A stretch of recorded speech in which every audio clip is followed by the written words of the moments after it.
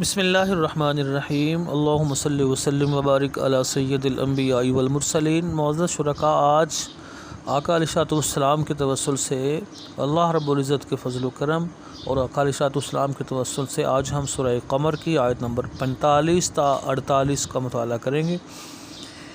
نحمدہ ونصلی ونسلم علی سیدنا و مولانا محمد رسولہ النبی الکریم الامین، اما بعد۔ آج کی آیات میں کفار مشرکین کو غزوہ بدر میں شکست کی پیشگوئی کی گئی ہے۔ غزوہ بدر میں کفار کی شکست سے متعلق پیشگوئی کی گئی ہے، اور اس کے بعد دوسرے نمبر پر اس کے ساتھ اٹیچ کرتے ہوئے قیامت کی جو ہولناکی ہے اس کو بیان کیا گیا ہے۔ دو موضوعات ہیں: غزوہ بدر میں کفار مشرکین کی شکست کی پیشگوئی اور قیامت کی ہولناکی۔ تلاوت کرتے ہیں: اعوذ باللہ من الشیطان الرجیم،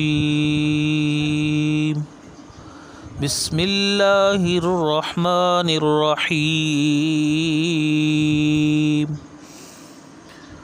سیہزم الجمع ویولون الدبر۔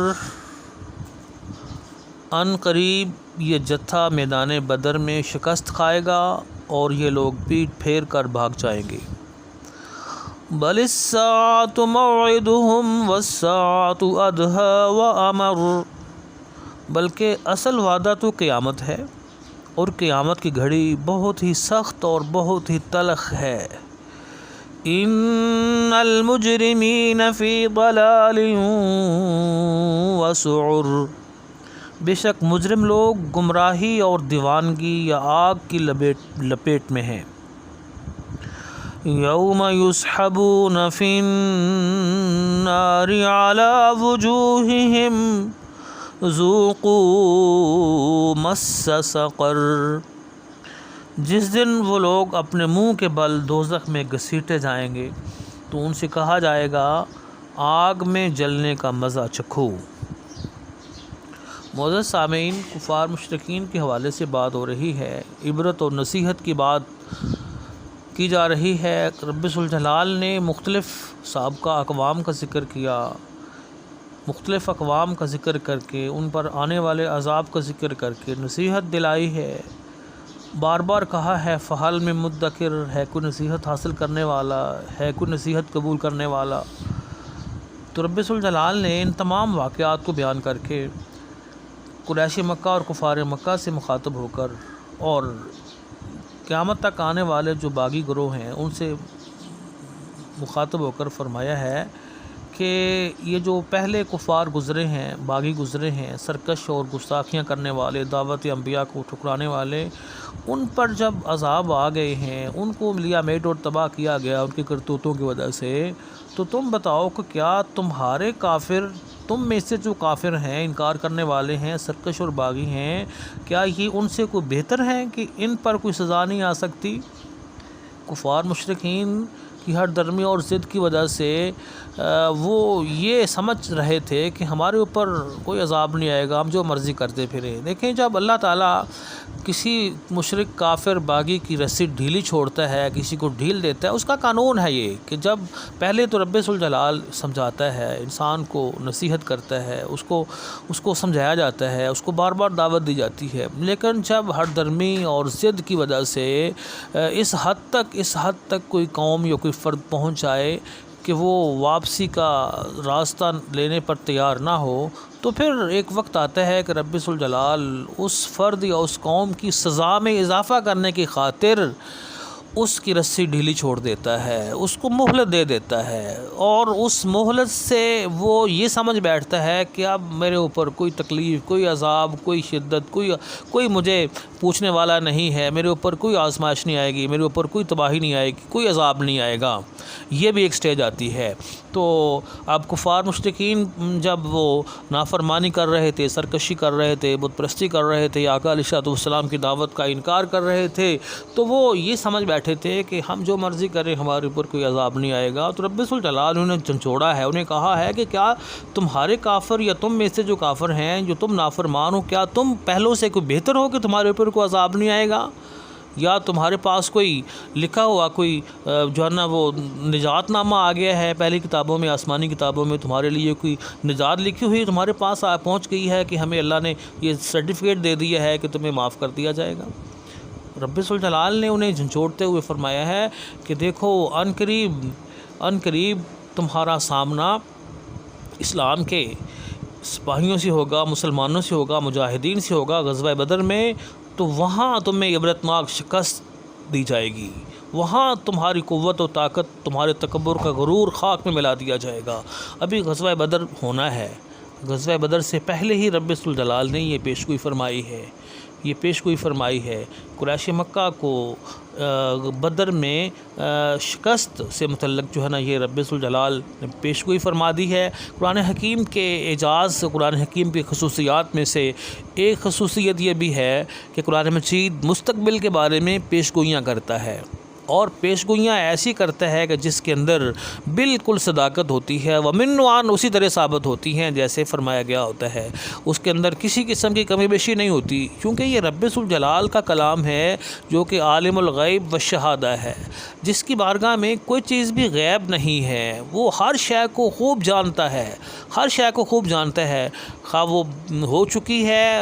صدیوں پہلے یا صدیوں بعد ہونے والی ہے۔ اللہ رب العزت عالم الغیب و شہادہ ہے، تو گویا اس نے اپنے علم ازلی کی بنا پر، اپنے علم تقدیر اور علم اصلی کی بنا پر رب ذوالجلال نے فرما دیا کہ تم اپنے آپ کو اتنے طاقتور، اتنے متکبر، اتنے بری سمجھ بیٹھے ہو، لیکن دیکھنا کہ ابھی میدان بدر میں تمہیں شکست کھانا پڑے گی، اور تم اس دن پیٹ پھیر کر بھاگ جاؤ گے، تمہارا حشر دیکھنے والا ہوگا، تمہیں عبرتناک شکست ہوگی۔ تو ظاہر ہے پھر تاریخ نے دیکھا، انسانیت نے دیکھا کہ آقا علیہ الصلوۃ والسلام کے جانثار ایک طرف ہیں اور وہ تعداد میں بہت تھوڑے ہیں، 313 ہیں، بہت تھوڑے ہیں، اس کے مقابلے میں کفار مشرکین اپنے تکبر غرور میں اور اس سے مسلمانوں کے لشکر سے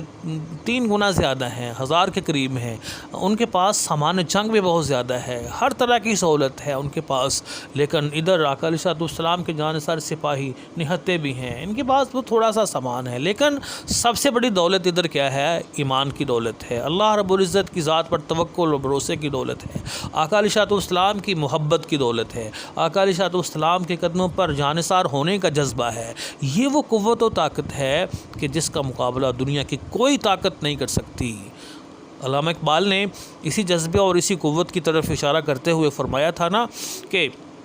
یہ جو عالم مغرب ہے، عالم یورپ ہے، اسلام دشمن قوتیں طاقتیں ہیں، اس وقت کی بھی انہوں نے بھی یہ بات ثابت کر لی ہے، انہوں نے بھی یہ بات ماننے پر مجبور ہو گئے ہیں، امت مسلمہ اور امت محمدیہ کے حوالے سے، آقا علیہ الصلوۃ والسلام کے عاشقوں کے حوالے سے، کہ وہ کہتے ہیں، علامہ اقبال نے ان کی ترجمانی کی ہے، وہ کہتے ہیں کہ یہ فاقہ کش جو موت سے ڈرتا نہیں ذرا، روح محمد اس کے بدن سے نکال دو۔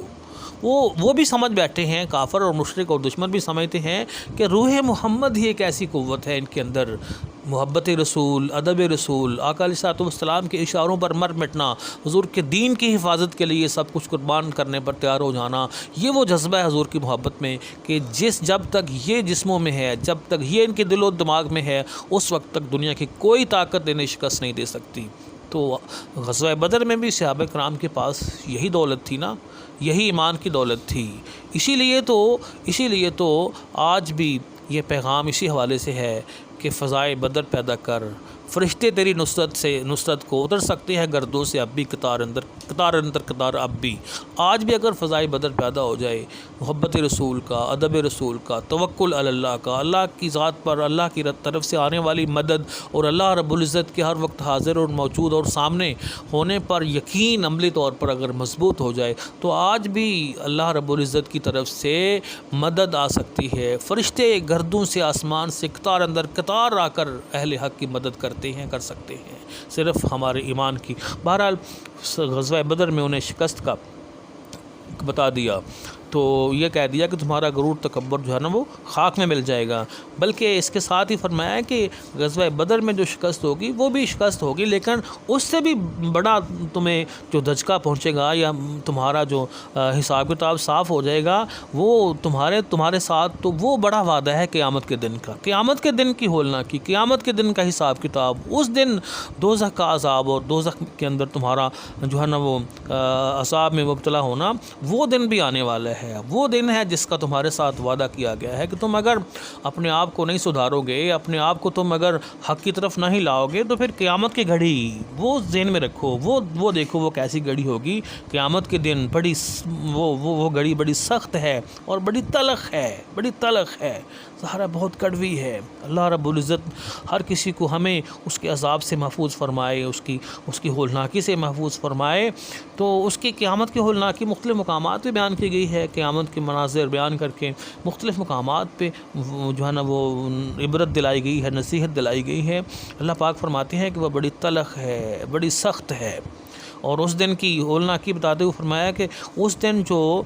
حال ہوگا مجرموں کا، باغیوں کا، سرکشوں کا، متکبروں کا، اے قریش مکہ، کفار مکہ، اور اے قیامت تک آنے والے باغیوں سن لو، بے شک جو اس دن مجرم ہیں وہ دیوانگی میں ہوں گے، وہ پاگل پنے میں ہوں گے، وہ آگ کی لپیٹ میں ہوں گے، اور اس دن ایسے مجرموں کو، نافرمانوں کو، مالک کے نافرمانوں کو اس دن منہ کے بل آگ میں گھسیٹا جائے گا، اور پھر ساتھ ہی ان سے کہا جائے گا کہ اے انکار کرتے رہنے والوں، دنیا میں